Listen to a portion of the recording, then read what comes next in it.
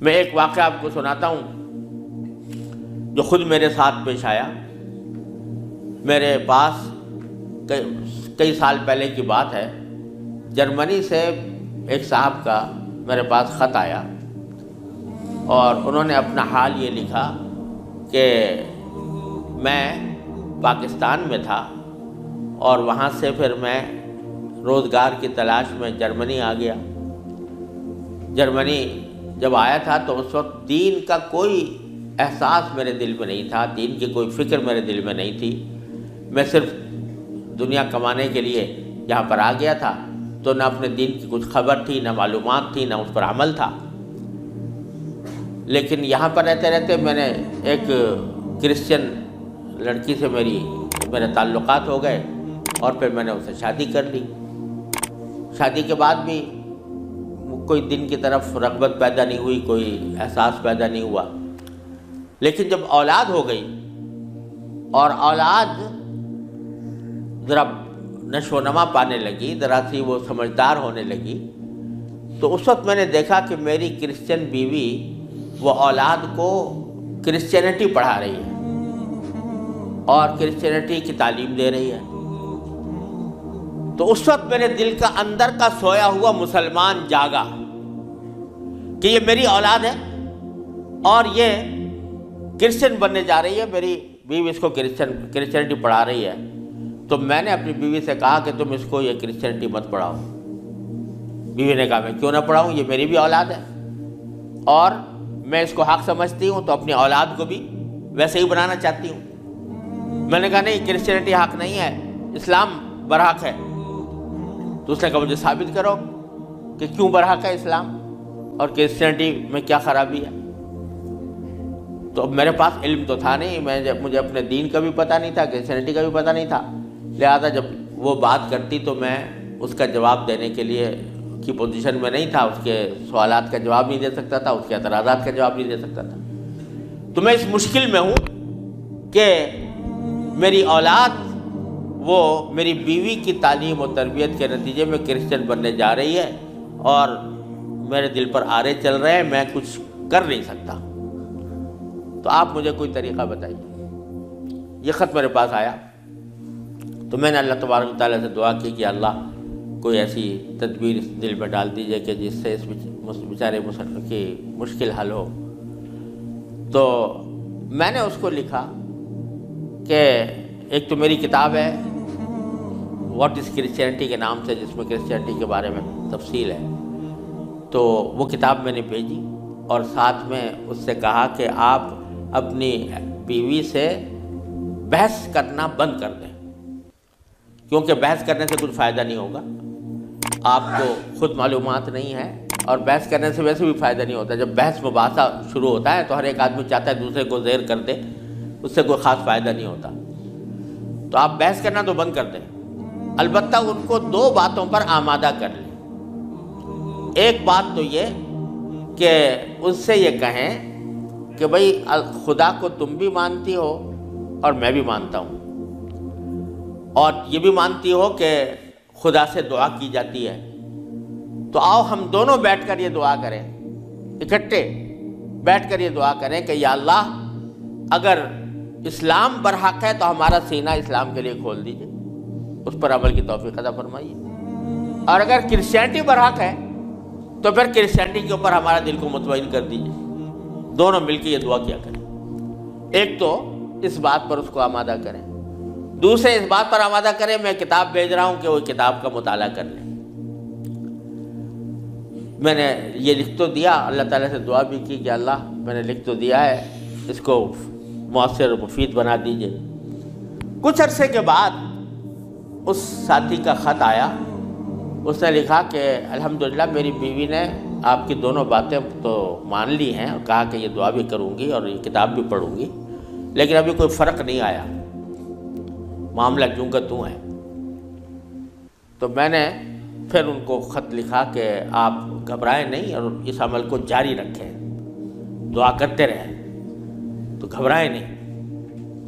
اس کے کچھ عرصے کے بعد ان کا خط آیا میرے پاس، اس میں انہوں نے لکھا کہ عجیب و غریب واقعہ ہو گیا وہ یہ کہ میری بیوی وہ کسی جگہ کوئی ڈگری کورس کر رہی تھی، اس سلسلے میں یونیورسٹی گئی، اور یونیورسٹی سے واپس آتے ہوئے ہم دونوں واپس آ رہے تھے، وہ گاڑی ڈرائیو کر رہی تھی، میں اس کے برابر میں بیٹھا ہوا تھا، تو اچانک اس نے گاڑی ایک جگہ روک کر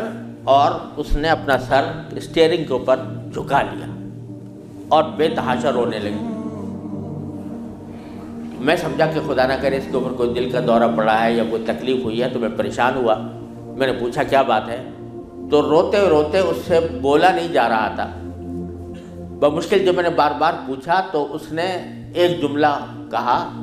کہ میں اور کوئی تکلیف نہیں ہے، بس مجھے تم مسلمان بنا، اسلام میں قبول کرنا چاہتی ہوں۔ کہتے مجھے اپنے کانوں پر اعتبار نہیں آیا کہ یہ وہی عورت ہے کہ جو اتنی شدت کے ساتھ مجھ سے بحث کیا کرتی تھی، اور اب یہ کری کہ میں نے کیا کہا، تو بار بار میں نے اس سے پوچھا تو اس نے کہا کہ نہیں، میں سچ کہہ رہی ہوں کہ مجھے مسلمان ہونا ہے، تو مجھے کہیں لے جا کر مجھے مسلمان بناؤ۔ میں پھر اس کو فوراً اسلامی سینٹر میں لے گیا، وہاں جا کے اس نے کلمہ شہادت پڑھا، مسلمان ہوئی، اور اس نے خط میں لکھا تھا کہ یہ اتفاق سے یہ دن رمضان کا تھا، اور آج پہلا موقع ہے کہ ہم دونوں نے سحری میں اٹھ کر ہم دونوں نے اکٹھا روزہ رکھا ہے، اور آپ کو خط لکھ رہے ہیں، اور دوسرا خط میری بیوی کی طرف سے ہے۔ تو دوسرا خط اس کے ساتھ تھا اس کی بیوی کی طرف سے، اور اس نے مجھے لکھا تھا کہ میں آپ کا شکریہ ادا کرتی ہوں کہ آپ نے مجھے ایک ایسا طریقہ بتایا جس کے ذریعے اللہ تبارک و تعالیٰ نے مجھے ہدایت عطا فرمائی۔ تو یہ میرے خود اپنے ساتھ پیش آیا ہوا واقعہ ہے۔ اللہ تعالیٰ سے اگر ہدایت مانگی جاتی ہے وہ دعا رد نہیں ہوتی۔ یعنی بہت سی دعائیں جو ہم دنیا کے لیے مانگتے ہیں کہ یا اللہ ہمارا روزگار لگ جائے، ہماری دولت میں اضافہ ہو جائے، اس میں ضروری نہیں کہ اللہ تبارک و تعالیٰ وہی چیز دے دیں جو آپ نے مانگی ہے، اس لیے کہ بعض اوقات اللہ تعالیٰ کے علم میں ہوتا ہے کہ یہ چیز اس کو دیں گے تو اس کے لیے نقصان دہ ہوگی، کوئی اور چیز دے دیتے ہیں، اس سے اچھی چیز دے دیتے ہیں۔ بعض مرتبہ آدمی مانگتا ہے کہ مجھے میری دولت میں اضافہ ہو جائے، لیکن اللہ تعالیٰ جانتے ہیں کہ اس کی دولت میں اضافہ ہوگا تو پتہ نہیں یہ کس وادی میں جا کے گرے گا، لہذا وہ نہیں دیتے اس کو، لیکن دعا کا ثواب اس کو دے دیتے ہیں۔ اسی طریقے سے بعض اوقات دنیا کے بارے میں اگر یہ ہو کہ بھئی یا اللہ میاں مجھے محسن فرض کرو کہ بیمار ہے تو شفا مل جائے، تو بیماری کے اندر بعض اوقات اللہ تعالیٰ جانتے ہیں کہ اس کا بیمار رہنا ہی اس کے حق میں زیادہ فائدہ مند ہے، تو وہ بعینی ہی وہ چیز نہیں دیتے لیکن اس سے اچھی چیز عطا فرما دیتے ہیں۔ یہ اللہ تبارک و تعالیٰ کی سنت ہے دنیاوی چیزوں کے بارے میں۔ لیکن اگر کوئی ہدایت مانگے سچے دل سے، یا اللہ مجھے ہدایت دے دے، یا اللہ مجھے سیدھے راستے پر چلنے کی توفیق دے دے، یا اللہ میری اولاد کو سیدھے راستے پر چلنے کی توفیق دے دے، تو یہ دعا رد نہیں ہوتی، اور یہ دعا ضرور قبول ہوتی ہے بشرطے کہ مانگنے والا ہو، سچے دل سے مانگے، خشوع کے ساتھ مانگے، اللہ تعالیٰ سے مانگنے کے انداز میں مانگے، تو اللہ تبارک و تعالیٰ وہ دعا رد نہیں فرماتے۔ بلکہ میرے شیخ حضرت عارفی رحمۃ اللہ علیہ فرمایا کرتے تھے کہ اپنے اللہ میاں سے جب کوئی مانگو تو مچل کر مانگا کرو، یعنی اپنے اللہ میاں سے باتیں کیا کرو، کہہ دیا کرو یا اللہ یا تو مجھے ہدایت دے دیجئے ورنہ آخرت میں مجھ سے مواخذہ نہ فرمائیے گا، یا تو مجھے ہدایت دے دیجئے، گناہوں سے بچا لیجئے، اپنی نافرمانیوں سے بچا لیجئے، یا پھر آخرت میں میری گرفت نہ فرمائیے گا۔ تو بندہ جب اس طرح مانگتا ہے تو اللہ تبارک و تعالیٰ ضرور عطا فرماتا ہے، ہدایت ملتی ہے، اور ساتھ ساتھ یہ کہ وہاں پر آپ کے لیے ایک عذر ہو جاتا ہے کہ یا اللہ میں نے تو آپ سے مانگا تھا اور کہا تھا کہ مجھے ہدایت دے دیجئے، میرے گناہ چھڑوا دیجئے مثلا۔ تو آدمی اپنی سی کوشش کرے اور باقی کام کے لیے دعا کرے، صرف دعا بھی کافی نہیں ہوتی، اپنی سی کوشش بھی ضروری ہے۔ جیسے میں نے وہ یہ مثال دی تھی تو میں نے ساتھ میں اس کو کتاب بھی دی تھی، ایسا نہیں کہ صرف دعا ہی پر اکتفا کرے بلکہ تھوڑا سا طلب اس کے اندر پیدا ہو، کہ طلب بھی ہو، طلب ہو اور اس طلب کے لیے کوئی عملی اقدام اپنا سا کرے، اس کے بعد اللہ تعالیٰ سے مانگے تو اللہ تعالیٰ رد نہیں فرماتے۔ حضرت مولانا رومی رحمۃ اللہ علیہ فرماتے ہیں، مثنوی والے مولانا رومی فرماتے ہیں کہ دیکھو حضرت یوسف علیہ السلام کا واقعہ دیکھو کہ ان کو جب زلیخا نے ورغلایا، گناہ کے اوپر آمادہ کرنے کی کوشش کی، تو قرآن کریم میں ہے کہ اس سے پہلے اس نے سارے دروازوں پر تالے ڈال دیے تھے، غلقت الابواب، سارے دروازوں پر تالے ڈال دیے تھے، اور پھر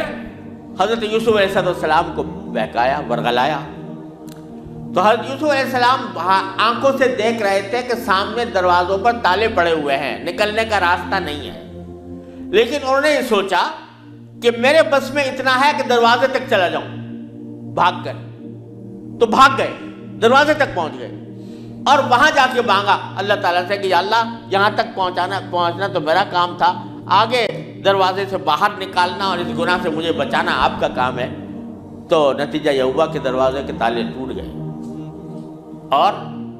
داخل۔ تو مولانا رومی فرماتے ہیں کہ گرچہ رکھنا نیست عالم را پدید، خیرہ یوسف وار می باید دوید، اگرچہ تمہیں اس دنیا کے اندر تمہیں کوئی راستہ نظر نہیں آ رہا، گناہوں سے بچنے کا،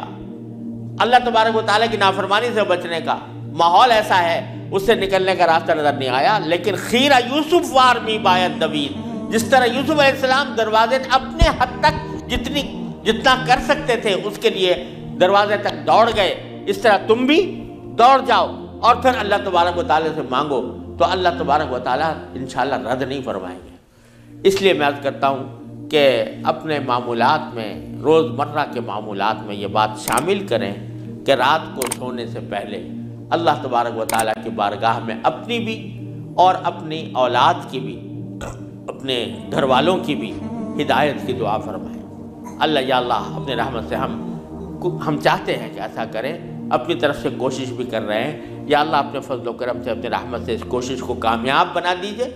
اور ہمارے دلوں کو پھیر دیجئے۔ قرآن کریم حضور اقدس صلی اللہ علیہ وسلم دعا تلقین فرمائی، یا مصرف القلوب صرف قلوبنا علی طاعتک، اے وہ ذات جو دلوں کو پھیرنے والی ہے، اے اللہ ہمارے دلوں کو اپنی طاعت کی طرف پھیر دیجئے، اپنی اطاعت کی طرف پھیر دیجئے۔ یہ دعا سرکار دو عالم صلی اللہ علیہ وسلم تلقین فرمائی۔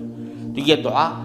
ہر روز بندہ مانگے اللہ تبارک و تعالیٰ سے، انشاءاللہ رد نہیں ہوگی، انشاءاللہ ضرور کامیابی ہوگی۔ اپنی طرف سے کوشش جاری رہے اور ساتھ ساتھ اللہ تعالیٰ سے مانگتے رہیں، انشاءاللہ یہ کوشش کبھی رائے گاہ نہیں جائے گی، اللہ تبارک و تعالیٰ اس کو ضرور قبول فرمائیں گے۔ اهدنا الصراط المستقیم، ہم کو سیدھے رستے چلا